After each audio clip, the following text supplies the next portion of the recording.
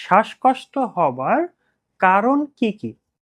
আসলে শ্বাসকষ্ট হওয়ার পিছনে আমাদের লাংস, আমাদের হার্ট এবং আমাদের ব্রেনের কিছু কন্ডিশন দায়ী থাকে। যেমন আপনি যে নাক দিয়ে শ্বাস নিচ্ছেন, এই শ্বাসের বাতাসটা নাক থেকে শুরু করে একদম আপনার লাংসের অ্যালভোলাই পর্যন্ত আসতে হবে। এই লাংসের অ্যালভোলাই পর্যন্ত যদি আপনার বাতাসটা না যায়, তখন আপনার শ্বাসকষ্ট দেখা দিবে। কেন আপনার এই বাতাসটা নাক থেকে শুরু করে অ্যালভোলাই পর্যন্ত যাবে না, এটার পিছনেও অনেক কারণ আছে।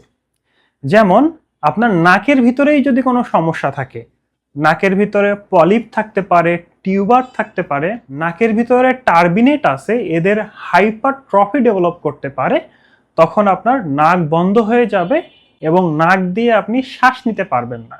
তখন আপনাকে মুখ দিয়ে শ্বাস নিতে হবে। বাচ্চাদের ক্ষেত্রে এটা বেশি দেখা যায়, তারা মুখ দিয়ে শ্বাস নেয় কারণ নাক বন্ধ থাকে অনেক সময়। নাকের পরে আপনার ল্যারিংস, ফ্যারিংস, এদের ভিতরে যদি কোনো সমস্যা থাকে, যদি আপনার অ্যালার্জি থাকে, অ্যালার্জির মাধ্যমে যদি আপনার অ্যানজিও এডেমা ডেভেলপ করে, এটা খুবই সিভিয়ার একটা কন্ডিশন, যেখানে আপনার ল্যারিংস মানে আমাদের যে গলা আছে, গলার ভিতরের যে মিউকাসগুলো আছে এগুলো ফুলে যায়।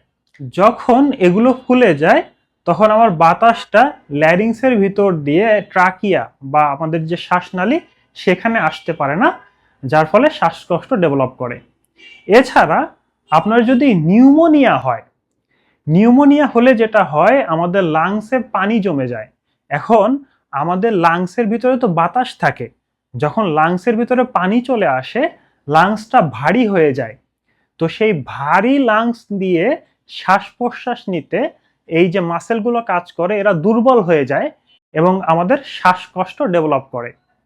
এছাড়া লাংসের ভিতরে যদি অ্যাজমা হয়, সিভিয়ার অ্যাজমা, যার ফলে লাংসের যে ট্রাকিয়া, ব্রঙ্কি একদম সরু হয়ে গেছে, যেটার ফলে বাতাস ঠিকমতো যাইতে পারতেছে না, তখনও আপনার শ্বাসকষ্ট দেখা দিবে।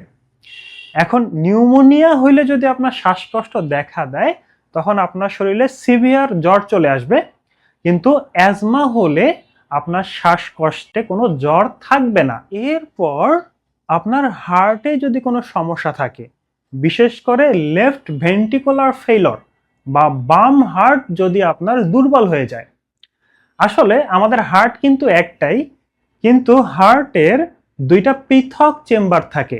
একটাকে আমরা বলি ডান চেম্বার, আরেকটাকে বলি বাম চেম্বার। তো মূলত ডান চেম্বার থেকে রক্তগুলো আমাদের লাংসে আসে, লাংস থেকে সেটা আবার বাম চেম্বারে যায়, বাম চেম্বার সেটাকে পাম্প করে পুরা শরীরে পৌঁছায় দেয়।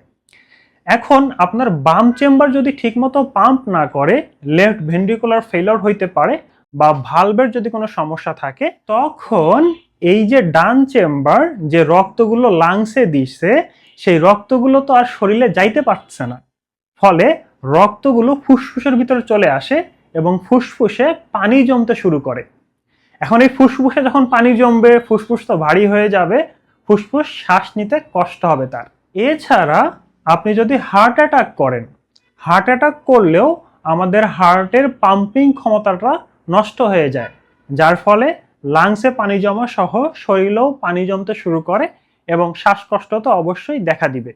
সাধারণ মানুষের শ্বাসকষ্ট হওয়ার পিছনে সবচেয়ে কমন যে কারণটা দায়ী থাকে, সেটা হলো অ্যাংজাইটি, স্ট্রেস। আমরা বলি জেনারেলাইজড অ্যাংজাইটি ডিসঅর্ডার। এই জেনারেলাইজড অ্যাংজাইটি ডিসঅর্ডার বা প্যানিক ডিসঅর্ডার থাকলেও আপনার শ্বাসকষ্ট শুরু হয়ে যাবে। হঠাৎ করে যে শ্বাসকষ্টগুলো মানুষ ডেভেলপ করে এবং হাসপাতালে চলে যায়, ম্যাক্সিমাম ক্ষেত্রে দেখা যাচ্ছে যে এরা অ্যাংজাইটি বা স্ট্রেসের কারণে শ্বাসকষ্ট হতে দেখা গেছে।